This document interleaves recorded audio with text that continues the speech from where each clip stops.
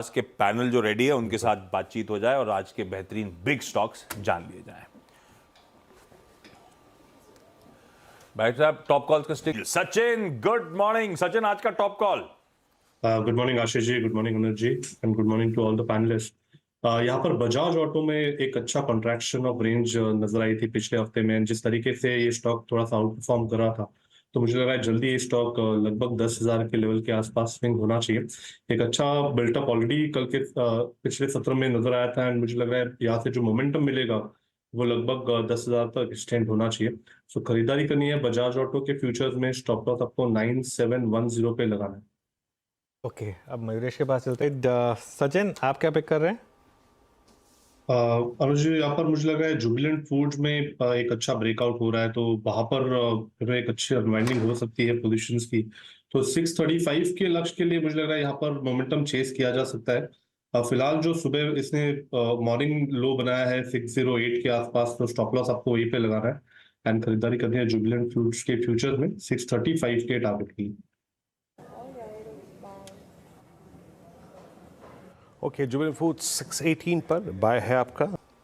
Meanwhile आप इस पर खैर एक काम करें, इस पर एक व्यू ले लेते हैं सीमेंस पर, क्योंकि बात हो रही है इसकी। तो सचिन, कोई व्यू इस पर सीमेंस पर? अनुज जी, डिस्क्लोजर होगा कि हमने हमारे क्लाइंट्स को भी सुबह यहाँ पर खरीदारी करने की सलाह दी है एंड जिस तरीके से डेटा यहाँ पर इवॉल्व हो रहा था, क्लियरली कंडीशंस ऐसे ही थे कि 6600 के आसपास एक काफी स्ट्रॉन्ग बेस है एंड ओपनिंग इसने काफी शानदार रखी। प्रीवियस डे स्विंग हाई को निकाल दिया, तो वहां पर मुझे लग रहा है मोमेंटम अच्छा जनरेट हो चुका है। अभी इमीडिएट बेसिस पे मुझे लग रहा है 7180 7200 तक की अपमूव यहाँ पर एक्सटेंड होनी चाहिए। जिस तरीके से इसके डेली आरएसआई में मूवमेंट हुई है, तो मुझे लग रहा है अभी भी यहाँ पर खरीदारी करने का ही मौका ढूंढना चाहिए। मेजर मुझे लग रहा है सपोर्ट यहाँ पर स्टॉक में फिलहाल फॉर द डे 6850 के आसपास प्लेस्ड है। तो आई थिंक ये जब तक सपोर्ट होल्ड होता है तब तक मुझे लग रहा है शॉर्ट कवरिंग के चांसेस ज्यादा है एंड 7200 के लक्ष्य के लिए यहाँ पे बने रहे।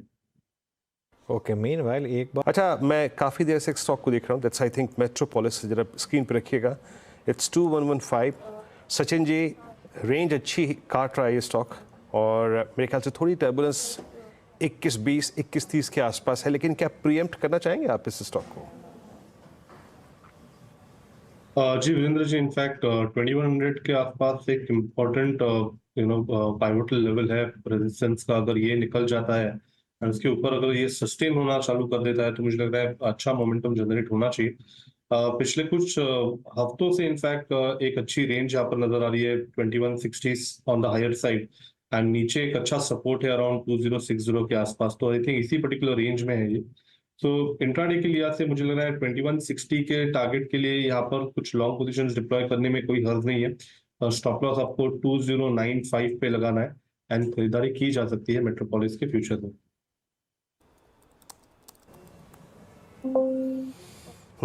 मेट्रोपोलिस फ्यूचर्स अच्छा करते हुए मूव जनरेट कर रहा है यहाँ पे। और मेट्रोपोलिस, उससे पहले जो मैंने जिक्र किया था सचिन, आप तब तक एफएनओ सुपर बता दीजिए।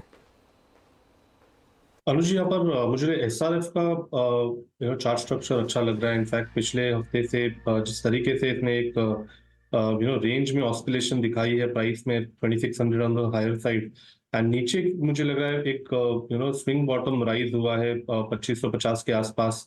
इंट्राडे में लो भी ऑलमोस्ट उसी लेवल के आसपास से घुमा है मार्केट स्टॉक। तो मुझे लग रहा है यहाँ पर एक ड्यूरेबल ट्रेंड अनफोल्ड होनी चाहिए।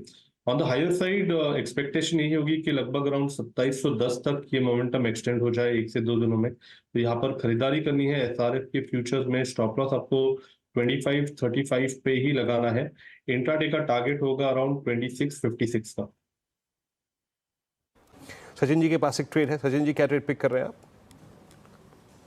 वीरेंद्र जी, यहाँ पर इंडिगो में मुझे लग रहा है वीकनेस बढ़ते हुए नजर आ रही है। एक बेरिश पेनेंट फॉर्मेशन है जिसका फिलहाल ही ब्रेकडाउन हुआ है, अपने प्रीवियस डे स्विंग लो को भी तोड़ दिया है, प्लस यहाँ पर एक ओपन हाई एग्जिबिट हुआ है 4310 के आसपास। सो जिस तरीके से ओवरऑल स्ट्रक्चर है, मुझे लग रहा है इसका जो रीसेंट स्विंग बना था अराउंड 4175 के आसपास का, आई थिंक वो पर्टिकुलर लेवल वापस रिविजिट होना चाहिए। तो यहाँ पर फ्रेश शॉर्ट पोजीशंस बनाने की सलाह होगी इंडिगो के फ्यूचर्स में। स्टॉप लॉस आपको लगभग अराउंड 4295 पे लगाना है ट्रेडिंग के लिहाज से एक अच्छा स्विंग बन सकता है अराउंड 4150 के आसपास का।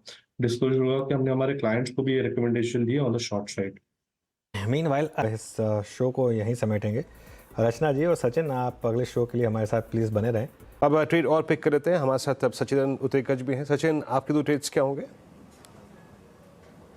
वीरेंद्र जी, मुझे लग रहा है यहाँ पर वैसे भी लॉन्ग शॉर्ट रेशियो ही रखना चाहिए स्टॉक्स में, बट मुझे लग रहा है जो सपोर्ट बिल्ड होगा, मुझे लग रहा है कहीं जाकर आईटी की वजह से होना चाहिए। इन्फोसिस एक अच्छे कंसोलिडेशन सपोर्ट के आसपास ट्रेंड हो रहा है। एंड जिस तरीके से पिछले हफ्ते में नौकरी का या इन्फो एज का जो परफॉर्मेंस था, तो मुझे लग रहा है एक अच्छा ड्यूरेबल पुल बैक यहाँ पर मैच्योर हो चुका है। तो यहाँ पर नौकरी के फ्यूचर्स में खरीदारी करने की सलाह होगी। एक अच्छा बेस है 7200 के आसपास, उसी के आसपास ये फिलहाल ट्रेंड हो रहा है। तो स्टॉप लॉस आपको लगभग अराउंड 7130 पे लगाना है एंड खरीदारी करनी है नौकरी के फ्यूचर्स में। 1 से 2 दिनों में मुझे लग रहा है वापस इसमें एक अच्छी अप ट्रेंड रिज्यूम होनी चाहिए 7340 के टारगेट के लिए। On the short side, Bharat forge में पिछले कुछ दिनों से थोड़े से डिस्ट्रीब्यूशन के साइंस आए थे एंड वहां पर अभी भी वीकनेस बरकरार है।